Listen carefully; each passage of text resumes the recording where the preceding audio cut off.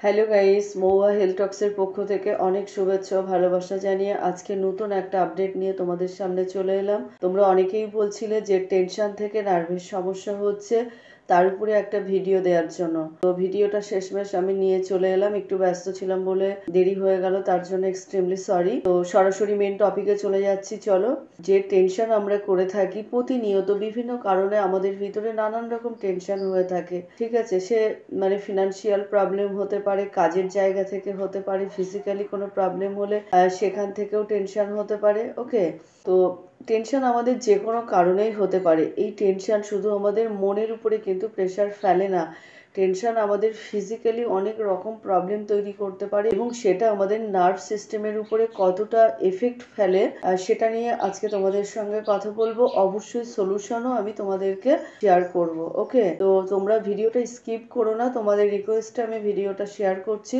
পুরো ভিডিওটা তোমরা দেখতে থাকো। আশা করি যাদের টেনশন থেকে নার্ভের প্রবলেম হচ্ছে, এই টিপসগুলো যদি তোমরা ফলো করো এবং অনুসরণ করে চলো, তবে 2-1 দিনে কিছু হবে না। তোমরা কন্টিনিউ যদি এই সিস্টেমটার মধ্যে থাকো, আশা করি তোমাদের টেনশন থেকে যে নার্ভের প্রবলেমগুলো আসছে সেটা কমতে থাকবে। ওকে, ফার্স্ট অফ অল যেটা হচ্ছে আমাদের স্ট্রেস হরমোন রিলিজ। আমরা যখন অতিরিক্ত স্ট্রেসের মধ্যে থাকি তখন আমাদের শরীর থেকে স্ট্রেস হরমোন রিলিজ হতে থাকে। এই স্ট্রেস হরমোন যদি বেশি পরিমাণে রিলিজ হয় তাহলে কি হয়, আমাদের নার্ভ সিস্টেমগুলো ওভার অ্যাক্টিভ হতে থাকে। আর কন্টিনিউয়াসলি যদি এরকম ওভার অ্যাক্টিভ থাকে তাহলে কিন্তু একটা সময় নার্ভ উইক হয়ে যায়। নাম্বার 2 হচ্ছে মাসেল টাইটনেস। আমরা যদি কন্টিনিউয়াসলি এরকম স্ট্রেসের মধ্যে থাকি তাহলে কি হয়, আমাদের মাসেল গুলো টাইট হতে থাকে, ঠিক আছে? বিশেষ করে আমাদের যে নেক মাসেল গুলো রয়েছে, এই পার্টের এই এরিয়াতে যে মাসেল গুলো রয়েছে, নেক মাসেল যেগুলো রয়েছে, এই মাসেল গুলো কিন্তু প্রচুর পরিমাণে টাইট হতে থাকে। এতে কি হয়, আমাদের যে নার্ভ সিস্টেম রয়েছে সেই নার্ভ সিস্টেমটা কিন্তু কম্প্রেশন হওয়ার সম্ভাবনা থাকে। ওকে, নাম্বার 3 হচ্ছে ব্লাড সার্কুলেশনের প্রবলেম। যদি আমরা কন্টিনিউ এরকম টেনশনে থাকি বা স্ট্রেসের মধ্যে থাকি তাহলে আমাদের বিপি চেঞ্জ হতে থাকে, ব্লাড প্রেশার কিন্তু যখন তখন চেঞ্জ হয়ে যায়। তারপরে কি হয়, আমাদের মতো কিন্তু ব্লাড সার্কুলেশনের ব্যাপারটা হয় না। তো যদি ব্লাড সার্কুলেশন আমাদের ঠিক করে না হয় তাহলে সমস্যা তো আমাদের আসতেই থাকবে। আমাদের শরীরে যে ডিজিজ গুলো হয় সেটা হচ্ছে আমাদের ল্যাক অফ ব্লাড সার্কুলেশন। তো সেক্ষেত্রে কি হয়, আমাদের যদি ব্লাড সার্কুলেশন ঠিক করে না হয় তাহলে আমাদের যে অর্গানে বা যে সেলগুলোতে প্রপার নিউট্রিশন অক্সিজেন পৌঁছানোর দরকার, সেই অক্সিজেন এবং নিউট্রিশন ঠিক মতো পৌঁছায় না।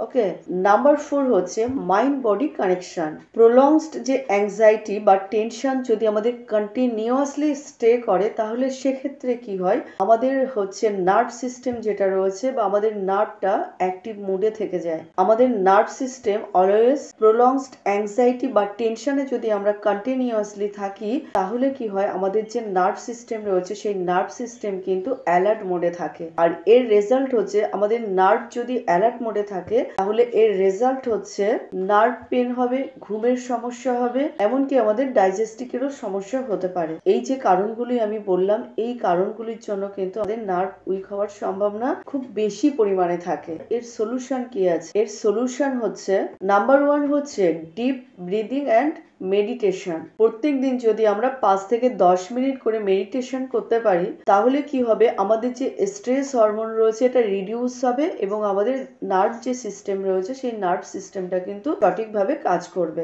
ওকে, নাম্বার 2 হচ্ছে প্রোগ্রেসিভ মাসেল রিল্যাক্সেশন। যদি আমরা সঠিকভাবে মাসেল গুলোকে রিল্যাক্সেশন করাতে পারি, বিশেষ করে আমাদের নেক পার্টে যে মাসেল গুলো রয়েছে বা ব্যাক সাইডে যে মাসেল গুলো রয়েছে, সার্ভাইকাল এরিয়াতে বা শোল্ডার এরিয়াতে যে মাসেল গুলো রয়েছে, এগুলো যদি আমরা রিল্যাক্সেশন করাতে পারি বিভিন্ন এক্সারসাইজের মাধ্যমে তাহলে কিন্তু আমাদের নার্ভ কম্প্রেশনও কম হবে এবং আমাদের যে নার্ভ সিস্টেম রয়েছে সেটাও সঠিকভাবে কাজ করবে।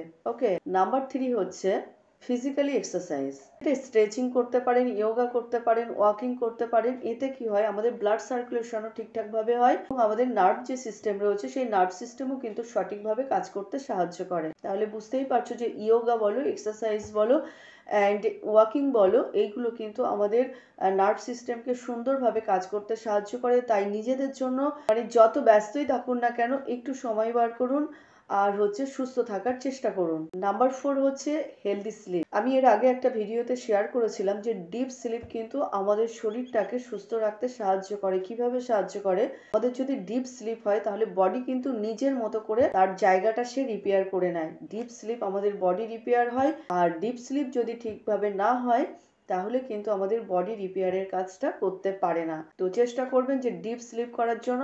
তার জন্য কি করতে হবে?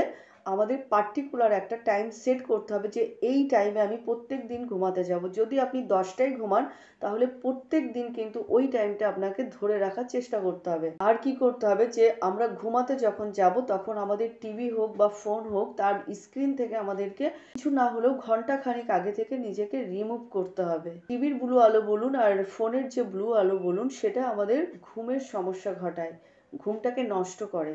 ওকে, তাই টিভির স্ক্রিন থেকে আর ফোনের স্ক্রিন থেকে নিজেকে কিছুটা হলেও ঘন্টা খানিক আগে আপনি রিমুভ করান এবং তারপরে আপনি ঘুমাতে যান। ঘন্টা খানিক বলতে আমি এটা মিন করছি যে ঘুমাতে যাওয়ার ঠিক ঘন্টা খানিক আগে। ওকে, ক্লিয়ার করতে পারলাম? 5 নম্বর পয়েন্ট যেটা হচ্ছে সেটা হচ্ছে ফুড অ্যান্ড প্রপার নিউট্রিশন। দেখো, এমন অনেক ভিটামিন আছে যে ভিটামিন গুলোর অভাবে আমাদের শরীরে কিন্তু নার্ভ সিস্টেম উইক হতে থাকে। তো আমাদেরকে চেষ্টা করতে হবে যে এক্সারসাইজ তো আছে, এক্সারসাইজের পাশাপাশি আমাদেরকে proper nutrition and food supply দিতে হবে, এটা আমাদের নার্ভ সিস্টেমকে মানে স্ট্রং ভাবে কাজ করতে সাহায্য করে। যদি আমাদের দীর্ঘদিন ধরে শরীরে ভিটামিনের অভাব হয়ে যায় তাহলে কিন্তু আমাদের নার্ভ সিস্টেম উইক হতে থাকে। এবার তোমাদের প্রশ্ন হতে পারে যে কোন ধরনের ভিটামিন গুলো খেলে আমাদের নার্ভ সিস্টেম স্ট্রং ভাবে কাজ করতে পারে। হ্যাঁ, সেই ভিটামিন গুলোর কথাই আমি বলছি, সেটা হচ্ছে vitamin B12। Okay, omega 3 fatty acid, vitamin B complex আছে, ম্যাগনেসিয়াম রয়েছে, ভিটামিন ডি রয়েছে। এই ভিটামিন গুলো যদি দীর্ঘদিন ধরে আমাদের শরীরে কম পড়ে যায় তাহলে কিন্তু একটা সময়ের পরে গিয়ে শরীর আর নিতে পারে না, তখন নার্ভ সিস্টেম কিন্তু অটোমেটিক্যালি উইক হতে শুরু করে। তাই আমাদেরকে চেষ্টা করতে হবে যে এই যে নিউট্রিশনিস্ট ফুডগুলো রয়েছে বা এই নিউট্রিয়েন্টস যে ফুডগুলো রয়েছে এই ফুডগুলো কিন্তু আমাদের শরীরে প্রপারভাবে অ্যাবসর্ব করতে হবে। তো vitamin B12, omega 3 fatty acid, তারপরে হচ্ছে ম্যাগনেসিয়াম সমৃদ্ধ খাবার, এই খাবারগুলো খাবার আমাদের চেষ্টা করতে হবে যাতে প্রপার নিউট্রিশনটা আমাদের সেলগুলোতে পৌঁছায় এবং আমাদের যে অর্গানে যতটা নিউট্রিশন দরকার সেই অর্গানে ততটা নিউট্রিশন কিন্তু আমাদের সাপ্লাই দিতে হবে। নাম্বার 6 যেটা, সেটা হচ্ছে আমাদের পজিটিভ লাইফস্টাইল। এখন মেয়েরাও হচ্ছে বিভিন্নভাবে নিজেদেরকে আপডেট করে নিয়েছে, স্মোক তারা করছে, অ্যালকোহল তারা নিচ্ছে। তো এখানে এই যে পয়েন্টসটা আমি বলছি এটা শুধুমাত্র ফিমেল বা মেলদের উদ্দেশ্য নয়, এটা আমি উভয়ের জন্যই বলছি। যারা অ্যালকোহল বা এই ধরনের নেশা জাতীয় জিনিসগুলো তোমরা নিচ্ছ তাদের ক্ষেত্রে নার্ভ সিস্টেম উইক হওয়ার সম্ভাবনা কিন্তু অনেক বেশি। তাই অ্যালকোহল বা ক্যাফাইন এই ধরনের জিনিসগুলো কিন্তু অ্যাভয়েড করার চেষ্টা করতে হবে। যারা টেনশন থেকে নার্ভ সমস্যার মধ্যে ভুগছেন, ভীষণ পরিমাণে ভুগছেন, তারা এক্সেসিভ ক্যাফাইন হচ্ছে অ্যালকোহল এই ধরনের খাবারগুলো অ্যাভয়েড করে চলার চেষ্টা করুন, তাহলে আপনি সুস্থ থাকতে পারবেন। আর টিভি, মোবাইল এর স্ক্রিন থেকে নিজেকে একটু দূরে সরিয়ে রাখার চেষ্টা করেন। রেগুলার স্লিপ শিডিউলটা আপনি সেট করে নিন। ওকে, তাহলে দেখবেন আপনার সমস্যা আস্তে আস্তে কমছে। টেনশন যদি কন্টিনিউয়াসলি স্টে করে আমাদের শরীরে তাহলে কি হচ্ছে, আমাদের স্ট্রেস হরমোন বেশি পরিমাণে নিঃসৃত হচ্ছে, ব্লাড সার্কুলেশনের প্রবলেম হচ্ছে, আমাদের ঘুমের সমস্যা হচ্ছে, আমাদের ডাইজেস্টিকের সমস্যা হচ্ছে।